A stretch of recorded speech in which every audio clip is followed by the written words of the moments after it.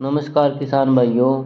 आज वीडियो के माध्यम से चर्चा करेंगे फसलों में महत्वपूर्ण भूमिका निभाने वाली डीएपी यानी डाई अमोनियम फास्फेट की। किसान भाई इस खाद से खूब परिचित हैं और कई वर्षों से इसे काम में लेते आ रहे हैं। किसान भाइयों, इस खाद का फसलों के लिए महत्वपूर्ण योगदान रहता है। फसलों को हरी भरी बनाए रखने एवं जड़ों का विकास कराने में इसकी मुख्य भूमिका होती है। पौधों के जीवन काल में नाइट्रोजन, फास्फोरस, पोटास मुख्य 3 पोषक तत्वों की जरूरत होती है। डीएपी में 18-46-0 के हिसाब से पोषक तत्वों का मिश्रण होता है। इसमें 18% नाइट्रोजन, 46% फास्फोरस व 0% पोटास होती है। किसान भाइयों, डीएपी खाद फसल की बिजाई के समय डाला जाता है और सीड ड्रिल से भी।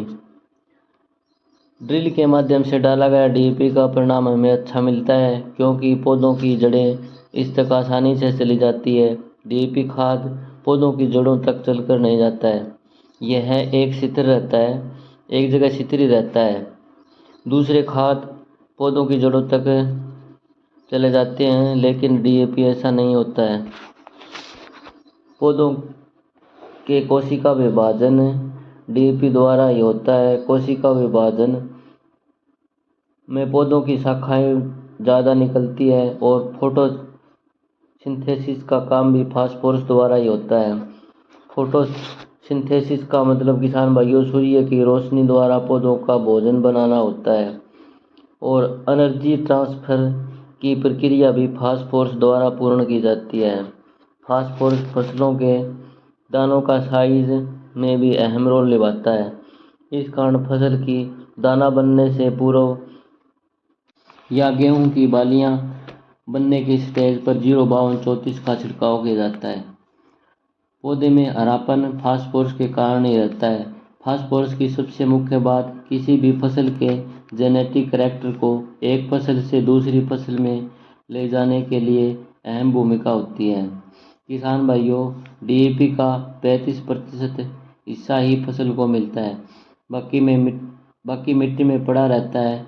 इस मिट्टी में पड़े फास्फोरस को एक्टिवेट करने के लिए पीएसबी यानी फास्फोरस सोल्यूबलाइजिंग बैक्टीरिया की मदद से मिट्टी में पड़े फास्फोरस को एक्टिवेट कर सकते हैं। इसके लिए हमें 1 लीटर पीएसबी लेना है और 2 किलो गुड़ लेना है और 200 लीटर पानी लेना है। रोजाना 2 से 3 बार इसको हिलाते रहना है। सर्दी के मौसम में ये 8 से 10 दिन में तैयार होता है और गर्मी के मौसम में जल्दी तैयार हो जाता है। यह 200 लीटर पानी के साथ